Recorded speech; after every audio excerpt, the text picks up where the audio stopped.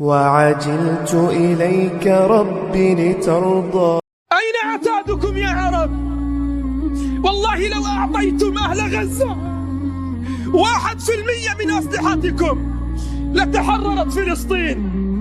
أعيرونا مدافعكم لا مدامعكم، أعيرونا مدافعكم لا مدامعكم، أعيرونا مدافعكم وضلوا في مواقعكم.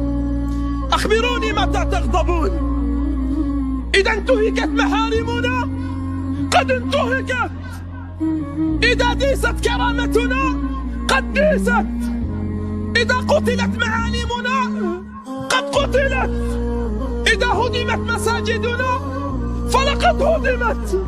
أيها الأبطال في غزة، احتفظوا بأحذيتكم، فإن متاحف العالم ستطالب بها يوما من الأيام. فإما حياة تسر الصديق وإما ممات يغيظ العدا. افتحوا لهذه الشعوب الحدود، افتحوا لها كي تصلي صلاة الفتح وصلاة النصر وصلاة الثبات والتمكين في ساحات بيت المقدس. أيها الجيل، موعدنا بإذن الله ساحات النضال، موعدنا بإذن الله أن تلتحم سيوفنا وبنادقنا في ساحات المسجد الأقصى.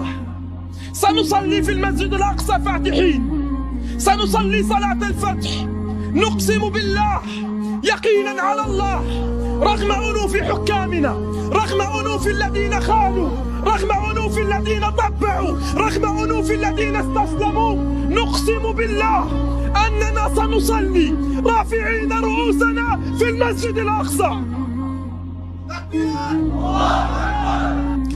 22 دولة بقوتها بعتادها بجيوشها التي لا يعرف أولها من آخرها لم تستطع أن تضرب تل أبيب، لكن غزة المحاصرة قد فعلتها.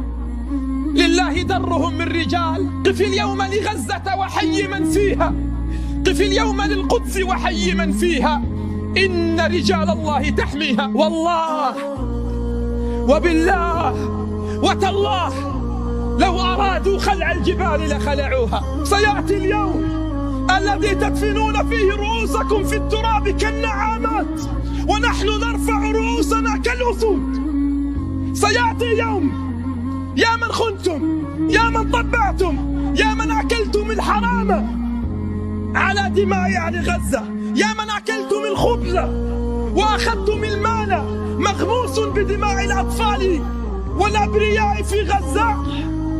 اعلموا أننا سنجاهد يوما وستروننا على أطلال فلسطين وعلى أطلال غزة مجاهدين بإذن الله.